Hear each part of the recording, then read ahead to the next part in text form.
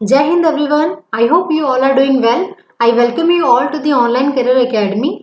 देखिए हमारे चैनल पर आपको army, navy, air force, SSC, GD, defence के एग्जाम्स और कोई भी सेंट्रल एग्जाम की अगर आप प्रिपरेशन कर रहे हैं तो उसके लिए free of cost study material provide करवाया जा रहा है और plus video lectures are also भी प्रोवाइडेड। सो सब्सक्राइब कीजिए हमारे चैनल को जिसका कि नाम है ऑनलाइन करियर अकेडमी।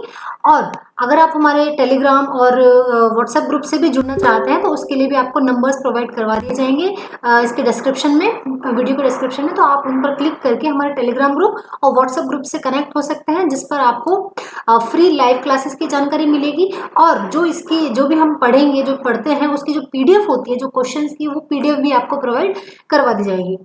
तो देखिए अब तक हम हिस्ट्री के क्वेश्चंस को कवर कर रहे थे, हिस्ट्री के इंपॉर्टेंट क्वेश्चंस को कवर कर रहे थे, बट हिस्ट्री के साथ साथ हमें ज्योग्राफी को भी लेके चलना पड़ेगा। तो आज मैं जो क्वेश्चंस आपके लिए लेके आई हूँ वो है ज्योग्राफी के वो क्वेश्चंस, वो इंपॉर्टेंट 50 क्वेश्चन जो पहले एग्जाम्स में आ चुके हैं। क्योंकि एग्जाम्स में अगर कोई क्वेश्चन आ गया है तो वो ऑटोमेटिक ही इंपॉर्टेंट हो जाता है, उसकी इंपॉर्टेंस वैसे ही बढ़ जाती है। तो हमें उस टॉपिक को कवर कर लेना चाहिए अच्छे से, जिससे कि अगर आगे उस टॉपिक में से, उस पर्टिकुलर टॉपिक में से कोई क्वेश्चन आता है इन केस किसी एग्जाम में, तो हम उस क्वेश्चन को तो गलत ना करें क्योंकि उसका हिंट हमें ऑलरेडी मिल चुका है। चलिए शुरू करते हैं फिर हमारे ज्योग्राफी के क्वेश्चंस। देखिए ये हमारे क्वेश्चंस मैंने आपको बताया पिछली कक्षाओं में, परीक्षाओं में पूछे गए महत्वपूर्ण भूगोल के प्रश्न है, वन लाइनर, जो आपके जिस तरह के एग्जाम्स आप में आते हैं, जिस तरह के क्वेश्चंस आपके एग्जाम में आते हैं। देखिए ये सारे जो हमारे भूगोल यानी कि ज्योग्राफी के जो वन लाइनर क्वेश्चन है, ये आपके railway, SSC, IB, BPSC, HSET, CSAT, SSC, UP police, मतलब जो भी आप एग्जाम की तैयारी कर रहे हैं ना, हर सबके लिए बेनिफिशियल होंगे। जिस भी एग्जाम में ज्योग्राफी आती है उसके लिए क्वेश्चंस इंपॉर्टेंट है। चलिए पहला क्वेश्चन हमारे पास आता है, दो नदियों के बीच उपजाऊ भूमि को क्या कहते हैं। देखिए जैसे ये दो नदियां जा रही हैं, ओके, और इनके बीच का ये जो लैंड एरिया है, ये जो एरिया है ना जिस पर लोग रहते हैं, इसे क्या कहा जाता है? इसे कहा जाता है दोआब। क्या कहा जाता है? दोआब। अभी देखिए आप एक चीज सोचिए, दो नदियों के बीच की भूमि को क्या कहा गया है? दोआब। अब यहाँ पे इससे एक आइडिया लगा सकते हैं। देखिए हमारा एक स्टेट है ना जिसका नाम है पंजाब। तो पंजाब का जो नाम रखा गया है ना वो इसलिए रखा गया है कि पंजाब जो है उसके आसपास से कितनी नदियां बहती हैं। आप सोच के देखिए, दोआब में दो तो पंजाब में कितनी? 5। समझ रहे हैं आप? तो पंजाब में 5 नदियां बहती हैं, इस वजह से पंजाब का जो नामकरण है वो पंजाब, पंजाब, ठीक है। 5 नदियों के बीच की भूमि पंजाब, 2 नदियों के बीच की भूमि दोआब। ओके, समझ में आ गया आपको? चलिए नेक्स्ट क्वेश्चन क्या कहता है, भारतीय प्रायद्वीप की सबसे लंबी नदी कौन सी है। देखिए जो नदियां हैं उनको 2 भागों में बांटा जाता है, ठीक है। जैसे ये हमारा इंडिया का मैप है, आप एक आइडिया ले लीजिए, ठीक है। तो कुछ नदियां तो होती हैं ये जो हिमालयन, ये हिमालय की रेंज है, यहाँ से जो नदियां बहती हैं उनको कहा जाता है हिमालयन रिवर्स। ओके, इनको क्या कहा जाता है? Himalayan reverse. और जो नदियां भारत के पेनिसुलर एरिया में, जो कि मोस्टली हम समझ सकते हैं साउथ इंडिया में जैसे बहती हैं, तो उनको कहा जाता है पेनिसुलर। जो कि हमारे मेन लैंड एरिया से बहती है उनको कहा जाता है पेनिसुलर, यानी कि प्रायद्वीपीय नदियां। तो इसमें पूछा है वैसे भारत की सबसे लंबी नदी कौन सी है? गंगा, जिसकी लेंथ कितनी है? 2525 किलोमीटर। लेकिन इसमें पूछा क्या है कि भारतीय प्रायद्वीप की सबसे लंबी नदी कौन सी है, तो उसका नाम है गोदावरी। गोदावरी नदी सबसे लंबी नदी है भारतीय प्रायद्वीप की। और गोदावरी नदी को साउथ की गंगा भी कहा जाता है। चलिए नेक्स्ट क्वेश्चन क्या कहता है। ओके देखिए सेम क्वेश्चन आ गया, अभी आपको बता रही थी मैं, किस नदी को दक्षिण गंगा कहा जाता है। मैं अभी आपको बताया, इसको दक्षिण गंगा ही बोलेंगे। इंग्लिश में भी अगर हम लिखेंगे तो इसको दक्षिण गंगा ही लिखा जाएगा, DAKSHIN, दक्षिण गंगा ही लिखा जाएगा। चलिए तो वो उसका भी क्या आंसर है? गोदावरी। नेक्स्ट क्वेश्चन क्या कहता है, क्वेश्चन नंबर 4, किस नदी का स्रोत भारत के बाहर है। मतलब कौन सी नदी जो भारत के बाहर से स्टार्ट होती है और फिर भारत में बहती है मोस्टली, तो वो नदी है ब्रह्मपुत्र। अब देखिए ब्रह्मपुत्र नदी जो है, ये देखिए हमने भारत का मैप बनाया था कहीं, देखिए यहाँ पर ये जो एरिया ना, ओके मैं कलर चेंज कर लेती हूँ, एक सेकेंड। ओके देखिए अभी आपको समझ में आएगा, ये कहीं पर ये जो एरिया है ना, ये ब्लू कलर का शेड है, यहाँ पर जो प्लेस है उसका नाम है चेमायांगडुंग। क्या नाम है? चेमायांगडुंग, यहाँ से जो ये ब्रह्मपुत्र नदी है इसका ओरिजिन होता है। ये नदी यहाँ पर ये बहती हुई आती है, तिब्बत में बहती है, यहाँ पर इसको कहा जाता है सांगपो। यहाँ से बहती हुई ये नदी फिर यहाँ से यू टर्न लेती है। यू टर्न कहाँ से लेती है, तो अगर आपसे पूछा जाए कि जो ब्रह्मपुत्र नदी है वो कहाँ से एंटर होती है, तो उस एक पास है जहाँ से दर्रा, जिसको बोलते हैं हिंदी में दर्रा, वहां से एंटर होती है। उसका नाम आप मुझे बताइए कि वो कौन सा दर्रा है जहां से ब्रह्मपुत्र नदी यू टर्न लेके इंडिया में एंटर होती है, फिर कुछ स्टेट्स में बहती है और फिर वापस यहाँ पर आके ये इधर से गंगा आ रही होती है, ये दोनों मिलके फिर ये बंगाल की खाड़ी में, बांग्लादेश में होती हुई बंगाल की खाड़ी में चली जाती है।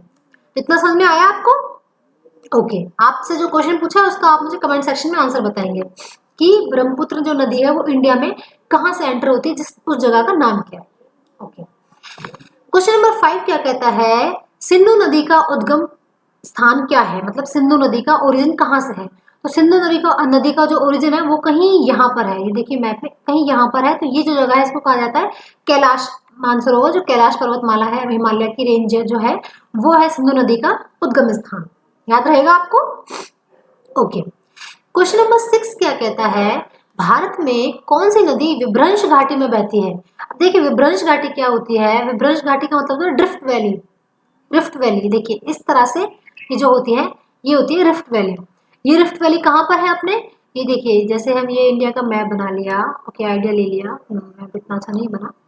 ये जो एरिया है ना ये विंध्याचल रेंज आती है, ये यहाँ पर आ गई, ये सतपुड़ा रेंज आ गई, ये विंध्याचल रेंज आ गई। तो इनके बीच में जो नदियां बहती है ना उनको बोलते हैं विभ्रंश घाटी में बहने वाली नदियां। तो वो कौन कौन सी नदियां हैं जो इस एरिया में बहती हैं, तो उनका नाम है नर्मदा, ताप्ती और दामोदर। ओके, नर्मदा, ताप्ती और दामोदर। क्वेश्चन नंबर 7, भागीरथी और अलकनंदा का संगम कहाँ पर होता है। देखिए भागीरथी आती है यहाँ से, अलकनंदा आती है यहाँ से। ये जो एक स्थान है ना, जस्ट अ सेकेंड, ये जो स्थान है ये यहाँ पर आके ये भागीरथी और अलकनंदा मिल जाती हैं। ये इस स्थान का नाम है देवप्रयाग।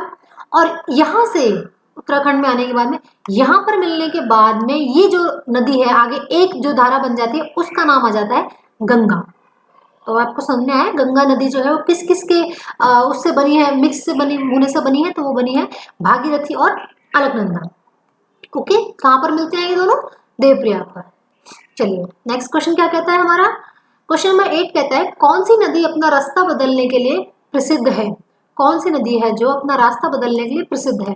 जो कोसी नदी है जिसको बिहार का शोक भी कहा जाता है, वो अपना रास्ता बदलने के लिए बहुत प्रसिद्ध है कि वो इस तरह से आती है फिर ऐसे यू टर्न लेके अपना रास्ता बदल लेती है, इसलिए इसको कहा जाता है अपना रास्ता बदलने के लिए प्रसिद्ध है। क्वेश्चन नंबर 9, क्वेश्चन नंबर 9 क्या कहता है, कौन सी नदी ज्वार नदमुख एस्चुरी बनाती है। अभी देखिए दो चीजें होती हैं, ठीक है, एक होता है डेल्टा, ठीक है, दूसरा होता है एस्चुरी, ठीक है। तो हमारे इंडिया में बहुत ही कम या फिर एक इक्की दुक्की नदियां हैं जो कि एस्चुरी बनाती हैं, और जो डेल्टा बनाती है मोस्टली जो हमारे इंडिया की जो नदियां हैं, भारत की जो नदियां हैं वो सब डेल्टा ही बनाती हैं। अब डेल्टा और एस्चुरी क्या होता है इसके बारे में अगर मैं आपको बताने बैठे तो बहुत लंबा लेक्चर हो जाएगा। आप बस इतना समझ लीजिए कि डेल्टा वो होता है जहाँ पर छोटे छोटे वो बन जाते हैं, लैंड एरियाज बन जाते हैं, जैसे द्वीप बन जाते हैं। सबसे बड़ा जो डेल्टा है वो सुंदरबन डेल्टा है हमारा, जो वेस्ट बंगाल में है। तो और एस्चुरी जो होती है वो ऐसा कुछ नहीं मानती, वो डायरेक्ट समुद्र में जाके गिरती हैं। तो जो नर्मदा नदी है, नर्मदा देखिए ये नर्मदा जो नदी है ये बनाती है एस्चुरी। नर्मदा नदी कहाँ से बहती है, मैंने अभी आपको बताया विंध्याचल और सतपुड़ा की रेंज में बहती है, विभ्रंश घाटी में बहती हुई ये जाती है, कहाँ पर गिरती है ये अरब सागर में। अरब सागर में भारत के इधर लेफ्ट में, लेफ्ट का मतलब ईस्ट वेस्ट में कौन सी नदी है, कौन सा महासागर है, अरब महासागर, और ईस्ट में क्या है, बंगाल की खाड़ी। चलिए नेक्स्ट क्वेश्चन क्या कहता है, सतपुड़ा और विंध्य के बीच कौन कौन सी नदी बहती है। जैसे अभी मैंने आपको बताया सतपुड़ा और विंध्याचल जो रेंजेस हैं उनके बीच में नर्मदा नदी बहती है। ओके, क्वेश्चन नंबर 11 क्या कहता है, सूरत किस नदी के तट पर स्थित है। देखिए आपके एग्जाम्स में ऐसे क्वेश्चंस बहुत आते हैं कि ये जो शहर है ये कौन सी नदी के किनारे पर स्थित है, या फिर इस नदी का संगम कहाँ है, इस नदी का उद्गम स्थान कहाँ है। तो एटलीस्ट आप उन मेन सिटीज को तो याद कर लीजिए जो कि एक पर्टिकुलर नदी के किनारे बसे हुए हैं। जैसे कि अभी हमारा जो क्वेश्चन है सूरत किस नदी के तट पर है, तो सूरत जो है वो है ताप्ती नदी के किनारे पर। अभी आपके लिए एक क्वेश्चन है मेरे पास, एंड द क्वेश्चन इज कि आप मुझे बताइए, हैदराबाद, सबने सुना है हैदराबाद, ठीक है। हैदराबाद जो है वो कौन सी नदी के किनारे स्थित है, तट पर स्थित है। जैसे कि सूरत ताप्ती के तट पर स्थित है, ऐसे इसी तरह से हैदराबाद जो है वो कौन सी नदी के तट पर स्थित है। इसका आप आंसर मुझे कमेंट सेक्शन में करके बताएंगे। गूगल कीजिए, नो डाउट, आपको नहीं पता तो आप गूगल कीजिए, लेकिन आप मुझे यहाँ पर कमेंट सेक्शन में आके जरूर बताएंगे। ओके, चलिए क्वेश्चन नंबर 12 क्या कहता है, भारत की किस नदी का अंतर्देशीय जल निकास है। भारत की किस नदी का अंतर्देशीय जल निकास है, तो वो कौन सी नदी है, लूनी, लूनी नदी, ठीक है। ये राजस्थान में होती हुई बहती है मोस्टली। ओके, क्वेश्चन नंबर 13 क्या कहता है, भारत का कृत्रिम बंदरगाह कौन सा है। कृत्रिम बंदरगाह, एक तो देखो इसमें भी दो चीजें होती हैं, एक होता है नेचुरल, ओके, एक होता है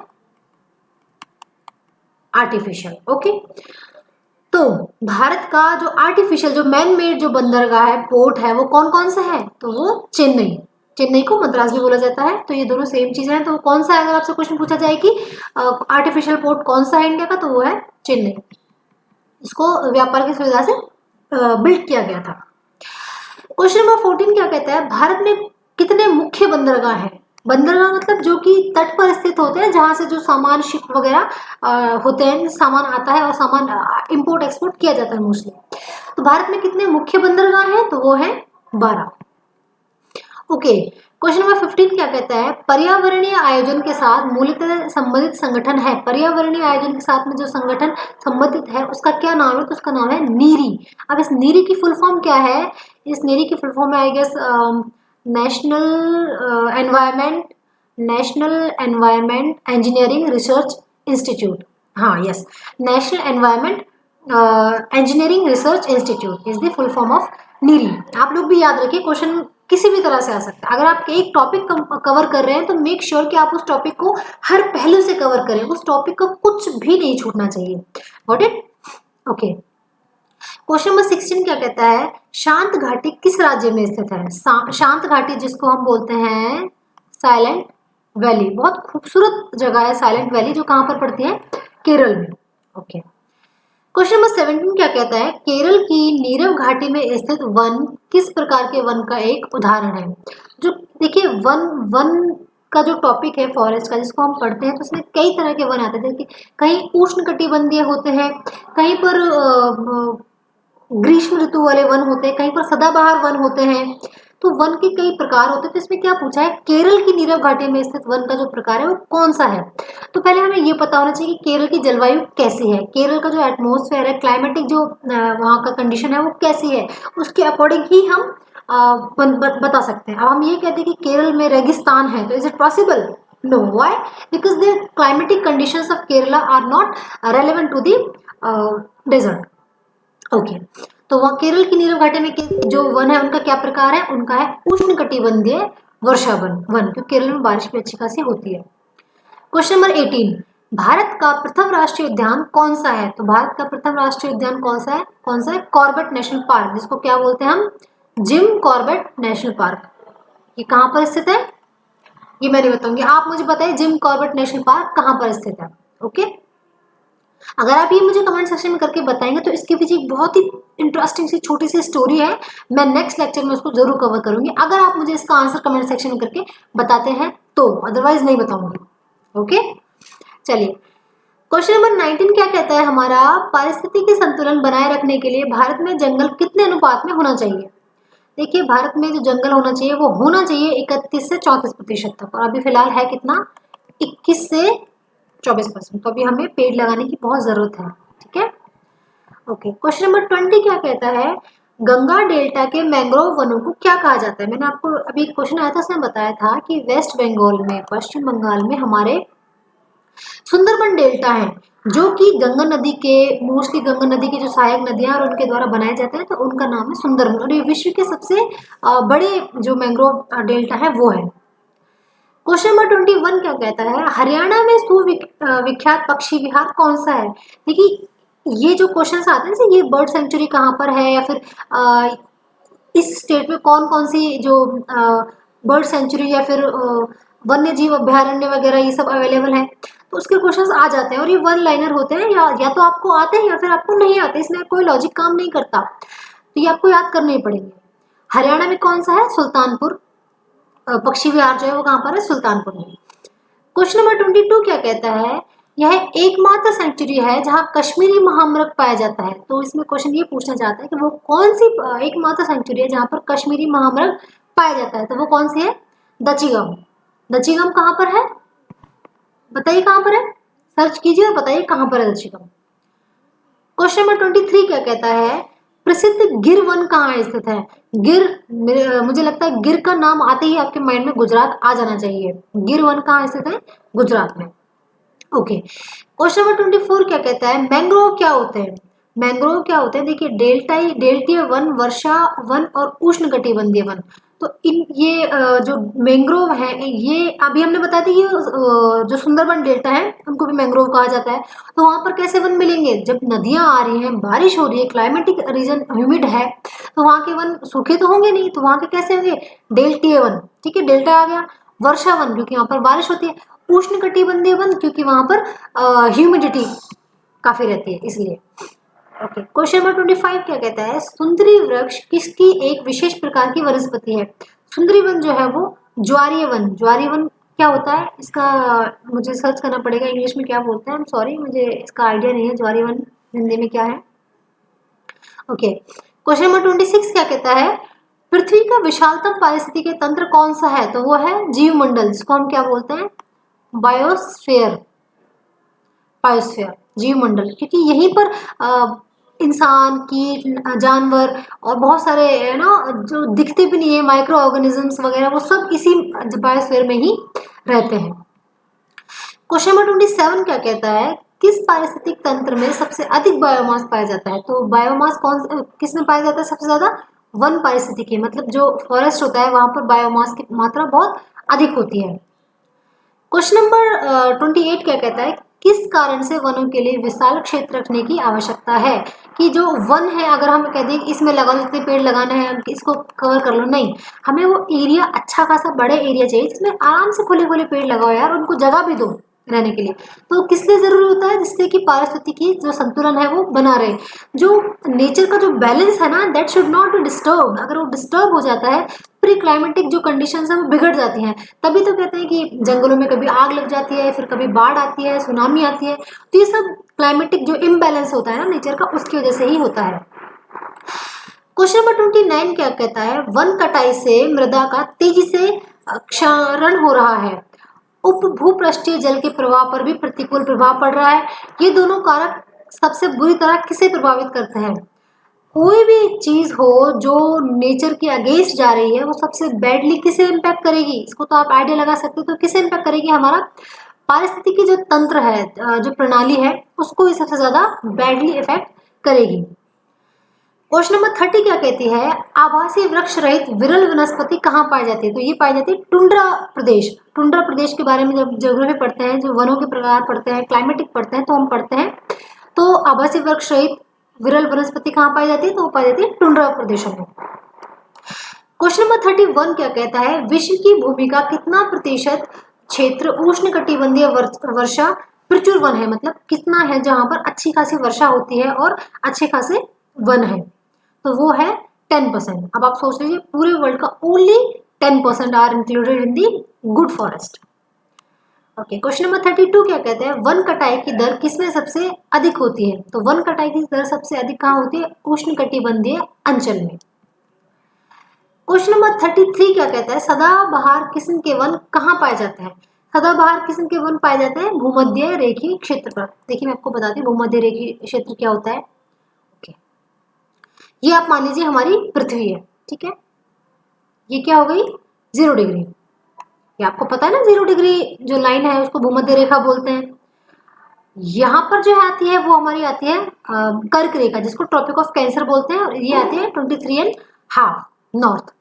ये हमारी है मकर रेखा, ये भी आती है 23.5। ओके, ये 23.5 है, 23.5 साउथ, ठीक है। तो ये जो 0 डिग्री है जिसको हम भूमध्य रेखा बोलते हैं, यहाँ पर हर समय बारिश होती रहती है, और जो सूर्य का प्रकाश है वो बिल्कुल एकदम सीधा पड़ता है, सूर्य की किरणें इस पर बिल्कुल सीधी पड़ती हैं, और जो बारिश होती है वो भी कंटिन्यू होती रहती है। तो यहाँ पर कंटिन्यू बारिश होती है और कंटिन्यू वृक्षों को सूर्य का प्रकाश मिलता है। तो यहाँ के जो वन है वो कभी सूखते ही नहीं है, क्योंकि वहां बारिश होती रहती है, तो कभी सूखते नहीं, इसलिए उनको कहा जाता है सदाबहार किस्म के वन। समझ में आया आपको? ओके, क्वेश्चन नंबर 34 क्या कहता है, ध्रुवीय क्षेत्र के भूमध्य रेखा ध्रुवीय क्षेत्र से भूमध्य रेखा की ओर जाने पर पौधों और पशु प्रजातियों की विविधता क्या है? तो कितनी होती है? वो है बढ़ती है। अब देखिए मैं आपको इसका रीजन बताती हूँ। अभी हमने देखा कि किस तरह से, ओके आप ना मेरी ड्राइंग पे मत जाया करिए देखिए ये 0 डिग्री था, ध्रुव कौन से है? ये नॉर्थ पोल है और ये साउथ पोल है। तो क्वेश्चन में हमसे क्या पूछा है कि अगर हम यहाँ पर खड़े हैं, ओके, और यहाँ से हम इधर जा रहे हैं, भूमध्य रेखा की तरफ जा रहे हैं, या फिर हम यहाँ खड़े हैं और यहाँ से हम यहाँ इसकी तरफ जा रहे हैं, तो जो पशु पशु पक्षी और जो पौधे हैं उनकी जो मात्रा है वो बढ़ेगी। वो कैसे बढ़ेगी? देखिए इसका रीजन समझिए। अभी वही सेम रीजन, ये था हमारा प्यारा सूरज, इसकी किरणें यहाँ पर पड़ती हैं सीधी, और इसकी किरणें जो पोल है, जो ध्रुव है, इन पर पड़ती है तिरछी। ठीक है, जो बारिश है उसका बारिश कहाँ ज्यादा होती है? भूमध्य रेखा पर। जो जैसे जैसे हम ऊपर जाएंगे तो बारिश कम होती जाएगी, सूर्य की किरणें भी कम होती जाएगी, तो जो वनस्पति है वो भी कम होती जाएगी। तो क्वेश्चन आपसे ये भी पूछ सकता है कि अगर आप भूमध्य रेखा से ध्रुव की तरफ चलते हैं तो जो विविधता है वो क्या होगी? तो वो घटेगी। तो आप याद रखना हमेशा, घटने का जो रीजन है वो यही है कि भूमध्य रेखा पर बारिश होती रहती है और सूर्य की सीधी किरणें पड़ती हैं। ओके, क्वेश्चन नंबर 35 क्या कहता है, कृष्ण भूमि को किस रूप में परिभाषित किया जाता है? कृष्ण भूमि को किस भूमि, कृष्ण नहीं होगा, आई थिंक ये कृषि भूमि है। कृषि भूमि को किस रूप में परिभाषित किया जाता है? कुलप्रति भूमि प्लस निवल बुवाई की गई भूमि। ओके, चलिए नेक्स्ट क्वेश्चन नंबर 36, व्यापारिक रूप से महत्वपूर्ण सूती रेशे कौन से हैं? तो वो कौन से होते हैं? बीजों के अधिचर्मी जो रोम होते हैं वो होते हैं सबसे महत्वपूर्ण सूती रेशे। जब हम उसकी बात करते हैं सूती रेशे की, तो उसमें उसका जो प्रोसेस होता है, पहले वो होता है, और उसके बाद में उसका कीड़ा किस तरह से बनता है, फिर उसमें किस तरह से यौन बनता है, फिर वो किस तरह से पूरा उसका प्रोसेस है, पूरा एक मतलब कंप्लीट प्रोसेस है, आपको पढ़ना पड़ेगा। ओके, क्वेश्चन नंबर 37 क्या कहता है, विश्व का सबसे बड़ा कॉफी उत्पादक देश कौन सा है? तो वो कौन सा देश है? ब्राजील। अच्छा, ये तो कौन सा है? विश्व का फर्स्ट। आप मुझे बताइए विश्व का सेकंड लार्जेस्ट कॉफी जो उत्पादक देश है वो कौन सा है? कमेंट करके बताइए मुझे। ओके, क्वेश्चन नंबर 38 क्या कहता है, IR20 किस चीज की अधिक पैदावार लाने वाली किस्म है? तो वो किसकी है? चावल की। देखिए जब हमारे देश में हरित क्रांति आई थी, ग्रीन रेवोल्यूशन आया था, तो उसके बाद में ना सभी फसलों के लिए हाई यील्डिंग जो सीड्स हैं वो लाए गए थे, उनको फसलों में डाला गया था। उसका सबसे जो बूस्टिंग इफेक्ट देखा गया, जिसने सबसे ज्यादा हेल्प करी, वो किसने करी थी? वो करी थी गेहूं में। गेहूं को बहुत उत्पादन जो है गेहूं को काफी हद तक बढ़ा दिया था। ओके, क्वेश्चन नंबर 39, कौन सा देशज्ञ सबसे अधिक टिम्बर पैदा करता है? कौन सा देश जो है सबसे अधिक टिम्बर पैदा करता है? तो वो कौन सा है? संयुक्त राज्य अमेरिका, USA। टिम्बर का मतलब क्या होता है? टिम्बर का मतलब होती है जो अपने बांस और ये लकड़ी होता है, जो सब इन सबको टिम्बर कहा जाता है।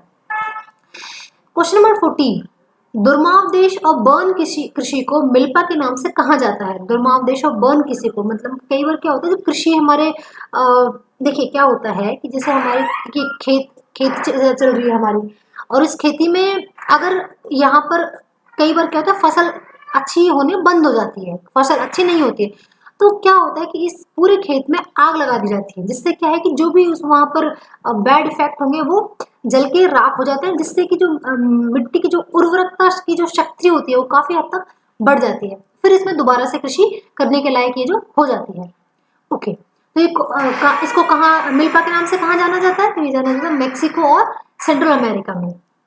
क्वेश्चन नंबर 41 क्या कहता है, डैश संसाधन वे संसाधन होते हैं जिनकी मात्रा ज्ञात होती है। तो वास्तविक संसाधन सॉरी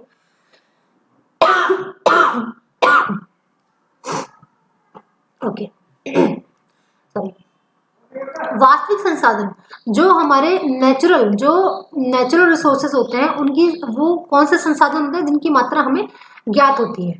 ओके, क्वेश्चन नंबर 42, वर्ष 2015-16 2015-16 में भारत के लिए यूरेनियम का सबसे बड़ा निर्यातक देश कौन सा था? तो वो था कनाडा। तो ये क्वेश्चन 2015-16 में आया हुआ है। अभी आपको अगर पढ़ना है तो वो पढ़ना पड़ेगा 2021 में कौन सा देश है जो अपना हमारा यूरेनियम का सबसे बड़ा निर्यातक देश बना है। क्वेश्चन नंबर 43 क्या कहता है? संसार में स्वर्ण का सबसे बड़ा उत्पादक देश कौन सा है? सोना सबसे ज्यादा कहाँ मिलता है? तो वो मिलता है दक्षिण अफ्रीका में, साउथ अफ्रीका में। क्वेश्चन नंबर 44 क्या कहता है? जिन संसाधनों का प्रयोग बार बार निरंतर किया जा सकता है उन्हें क्या कहा जाता है? जिन संसाधनों का बार बार प्रयोग किया जाता है उन्हें कहा जा सकता है नवीकरणीय, मतलब रिन्यूएबल। ठीक है, कुछ होते हैं जो नॉन रिन्यूएबल होते हैं, जैसे अब हमने अगर एक जगह पर कहीं पर नेचुरल रिसोर्सेज जो होते हैं वो नॉन रिन्यूएबल होते हैं। कहीं पर पानी भरा हुआ है बांध में, हमने उस पानी को सारा यूज कर लिया, तो क्या वो पानी वापस से वहां पर इकट्ठा हो सकता है? जब तक बारिश नहीं हुई तब तक नहीं हो सकता ना, तो वो नॉन रिन्यूएबल है। लेकिन कुछ ऐसे रिसोर्सेज होते हैं जो हम मैन मेड होते हैं जिनको हम वापस रिन्यू कर सकते हैं। क्वेश्चन नंबर 45 क्या कहता है? परमाणु ऊर्जा एक खनिज आधारित ऊर्जा स्रोत है। ये निकाली जाती है, किससे निकाली जाती है? जो परमाणु ऊर्जा है वो निकाली जाती है यूरेनियम और थोरियम और प्लूटोनियम। जितने भी जो एक्सप्लोजिव के जो बनते हैं बॉम्ब वगैरह, उन सब में ये सब ही यूज होता है। परमाणु ऊर्जा के जो भी हथियार बनते हैं वो यूरेनियम से ही, थीरियम और प्लूटोनियम से ही बनाए जाते हैं। इनमें सबसे जो हाईएस्ट होता है वो कौन क्या होता है? यूरेनियम 35। ओके, क्वेश्चन नंबर 46 क्या कहता है? प्रमुख दक्षिण पश्चिमी एशियाई तेल कहाँ स्थित है? तो कहाँ स्थित है? फारस की घाटी के तटीय क्षेत्र। फारस की घाटी मतलब गल्फ ऑफ पर्शिया। ओके, अभी आप लोगों के लिए एक छोटा सा क्वेश्चन है। आप सबके पास मैप होगा, डेफिनेटली होगा, नहीं होगा तो एटलस तो होगी एटलीस्ट। एटलस में आप वर्ल्ड का मैप खोलना, आप खुद को ही ये ढूंढना कि गल्फ ऑफ पर्शिया कहाँ पर है। ये आपके लिए छोटा सा टास्क है, एक बार करके देखना, बहुत इंटरेस्टिंग है। थोड़ा सा आपका माइंड लगेगा, थोड़ा माइंड को जोर पड़ेगा कि ढूंढने हम कहाँ पर है। ठीक है, तो आप इसको ढूंढिए और जिसको मिल जाता है वो मुझे कमेंट सेक्शन में आके बताइए कि इसके आसपास कौन कौन सी चीजें मौजूद है। ओके, क्वेश्चन नंबर 47 क्या कहता है? विश्व में ऊन का सबसे बड़ा उत्पादक देश कौन सा है? तो वो कौन सा है? चीन, चाइना। क्वेश्चन नंबर 48 क्या कहता है? आर्द्र विषुवतीय जलवायु में वर्षा का प्रमुख प्रकार कौन सा होता है? तो वो होता है संवहनीय। क्वेश्चन नंबर 49 क्या कहता है? सर्वाधिक वर्षा के कारण भूमध्य सागरीय क्षेत्र कब पहचाना जाता है? तो वो पहचाना जाता है शीतकाल में, क्योंकि बाकी टाइम तो वहां पर इतनी ज्यादा ह्यूमिडिटी और वर्षा होती रहती है कि आपको वहां जाना पॉसिबल हो ही नहीं पाता। क्वेश्चन नंबर 50 क्या कहता है? स्थल समीर वह शीत समीर है जो स्थल से, अब देख समीर का मतलब होता है, यहाँ पर वो कंफ्यूज कर सकते हैं कि यार ये समीर क्या है। समीर का मतलब कुछ नहीं है, समीर का मतलब है हवा। समीर का मतलब है हवा। ओके, तो स्थल समीर जो ठंड हवा होती है वो स्थल समीर वह शीत समीर है जो स्थल से समुद्र की ओर प्रभावित होती है। दो ही तरह की हवा होती है, या तो समुद्र से धरती की तरफ स्थल की तरफ आती है, या फिर स्थल से उसकी तरफ जाते हैं। जो समुद्र से स्थल की तरफ आती है वो शीत लहर होती है। ठीक है, तो इस तरह से ये पर हमारे जो इम्पोर्टेंट 50 क्वेश्चन है वो फिनिश होते हैं। आप हमारे जो हमारा यूट्यूब चैनल है जिसका नाम है ऑनलाइन करियर एकेडमी, उसको आप सब्सक्राइब कीजिए, जिस पर आपको बहुत ही इंटरेस्टिंग हर सब्जेक्ट के इम्पोर्टेंट क्वेश्चंस मिलेंगे, प्लस आपको वीडियो लेक्चर्स भी प्रोवाइड करवाए जाएंगे। और अगर आपको फ्री लाइव क्लासेस के बारे में जानकारी चाहिए तो हमारे इस वीडियो के डिस्क्रिप्शन में आपको लिंक दे दिया जाएगा, नंबर भी प्रोवाइड करवा दिए जाएंगे, आप उन पर हमसे कांटेक्ट कर सकते हैं। और आप आर्मी, नेवी, जीडी, एयरफोर्स और एसएससी, जीडी, डिफेंस का कोई एग्जाम या सेंटर के किसी भी एग्जाम की तैयारी कर रहे हैं तो आप हमसे जुड़िए। आपका बहुत बहुत धन्यवाद, आपने सपोर्ट किया, इसी वजह से हमारे चैनल के 1 के सब्सक्राइबर्स पूरे हो चुके हैं। इसी तरह से सपोर्ट करते रहिए, बहुत जल्दी हम मिलियंस में भी पहुंच जाएंगे। आपके सपोर्ट के लिए बहुत बहुत धन्यवाद। मिलते हैं बहुत जल्दी ही बहुत ही इंटरेस्टिंग क्वेश्चन के साथ में, जीके क्वेश्चन के साथ में, और आपके एग्जाम के लिए मिलकर तैयारी करते हैं। तब तक के लिए खुश रहिए। जय हिंद।